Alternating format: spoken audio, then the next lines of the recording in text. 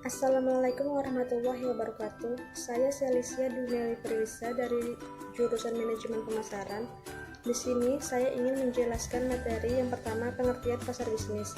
Pasar bisnis adalah semua organisasi yang membeli barang maupun jasa untuk dipergunakan dan memproduksi produk dengan tujuan dijual atau disewakan kepada pihak lain dengan mengambil untung, yang artinya sang pembeli tidak menggunakan langsung barang yang dibelinya, melainkan akan digunakan untuk produksi produk baru yang akan dijual, disewakan, maupun dipasok pada pihak lain.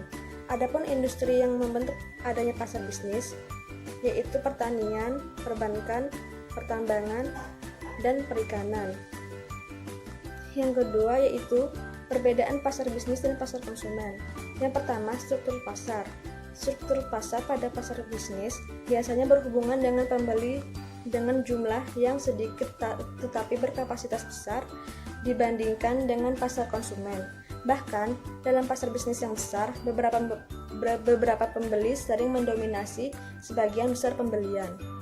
Yang kedua, segmentasi pasar.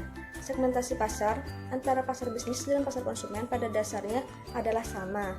Hanya saja pada pasar bisnis dilakukan secara bertahap dengan urutan tahapannya yang sistematis. Yang ketiga yaitu karakteristik permintaan. Karakteristik permintaan yang menjadi pembeda antara pasar bisnis dan pasar konsumen yaitu sifat permintaan, stabilitas permintaan, dan elastisitasnya. Berdasarkan sifat permintaannya, pasar bisnis termasuk permintaan turunan dari konsumen, yang artinya naik turunnya permintaan terhadap produk bisnis yang dipengaruhi oleh besar kecilnya permintaan konsumen terhadap sesuatu. Berdasarkan stabilitas permintaan, pasar bisnis lebih mudah terganggu dibanding pasar konsumen. Hal tersebut terjadi karena pembeli dalam pasar bisnis jumlahnya lebih sedikit namun skala pembeliannya lebih besar. Ini artinya penjual menggantungkan penjualannya kepada pembeli yang jumlahnya terbatas. Sedangkan elastisitas dimaksudkan kepada bagaimana harga mempengaruhi pembelian. Yang keempat yaitu tingkat hubungan pemasok dengan pelanggan. Berbeda dengan pasar konsumen, dalam pasar bisnis, hubungan antara pemasok dan penjual dengan pelanggan akan lebih erat karena pemainnya tidak banyak. Selain itu, nilai bisnis yang besar menjadikan perlu interaksi yang lebih erat untuk menghindari konflik, dan juga pelaku pasar bisnis memiliki timbal balik dalam transaksinya. Yang kelima, proses transaksi.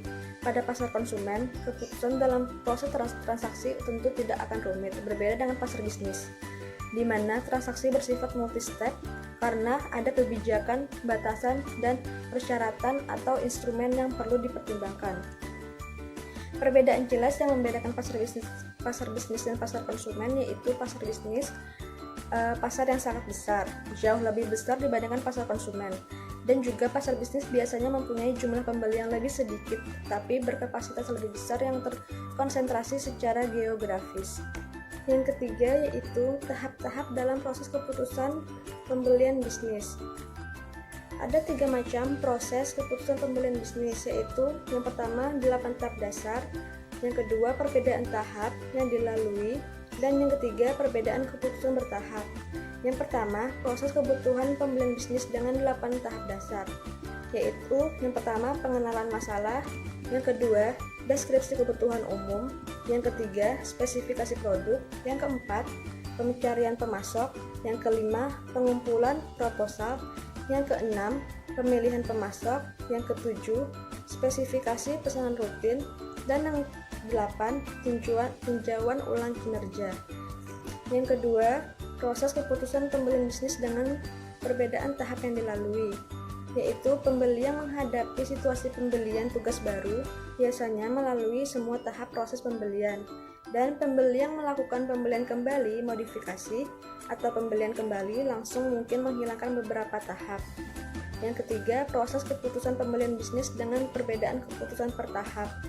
Perusahaan harus mengelola seluruh hubungan pelanggan yang seringkali mencakup berbagai pembelian yang berbeda dalam beberapa tahap proses keputusan pembelian.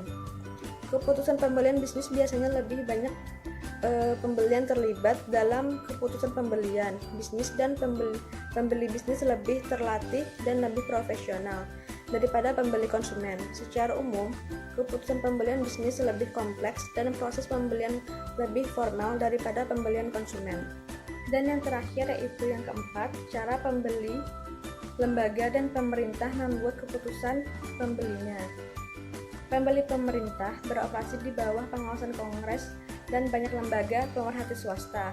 Oleh karena itu, pembeli pemerintah cenderung mensyaratkan lebih banyak administrasi dan tanda tangan serta merespon lebih lambat dan tidak bebas ketika menempatkan pesanan.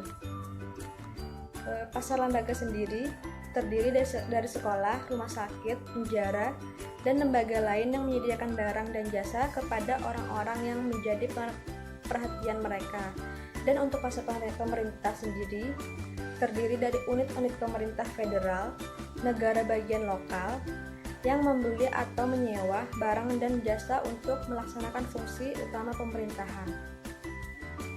Sekian penjelasan dari saya. Wassalamualaikum warahmatullahi wabarakatuh.